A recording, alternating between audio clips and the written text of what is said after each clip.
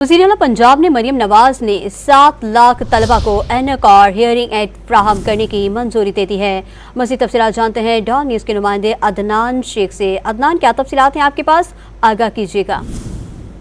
पंजाब हुकूमत ने एक और जो है तारीखी इक़दाम उठाया है और वो जो तलबा जो स्कूलों में जिनकी आंखों का मसला है उसके हवाले से जो है एक बड़ा इक़दाम किया गया और 7 लाख तलबा को ऐनक और हियरिंग एड फराहम करने का जो प्रोजेक्ट है उसकी मरियम नवाज ने मंजूरी दे दी और पंजाब के स्कूलों में तलबा की स्क्रीनिंग करके नज़र और कुव्वत समात जो है वो चेक की जाएगी, जबकि कमजोर कुव्वत बसारत और कुव्वत समात वाले जो तलबा होंगे उनको चश्मे और जो है हेयरिंग एड जो है वो दी जाएगी। जबकि एक इजलास जो है वो हुआ है और इस हवाले से मरियम नवाज ने मारूफ इदारे एटी स्केल के वक्त से जो है मुलाकात में इंटरनेट सर्विसेज और दीगर उमूर पर जो है वो तबादला ख्याल किया है और स्कूलों के बच्चों में जो है ग़िज़ाई ज़रूरियात उसको पूरा करने के हवाले से भी इक़दाम पर गौर किया गया है। और इस मौके पर मरियम नवाज का कहना था कि पंजाब में ऑटिज़म के शिकार बच्चों के लिए पहला सरकारी स्कूल लाहौर में काम किया जाएगा और आवाम की खिदमत के लिए रिवायती तरीके से हटकर काम करना चाहती हैं, जबकि नए दौर में नई सोच से ही मुस्बत तब्दीली मुमकिन है। मरियम नवाज का मजीद कहना था कि तलबा की ग़िज़ाई ज़रूरियात पूरी करने के लिए निजी इश्तराक से पैकेट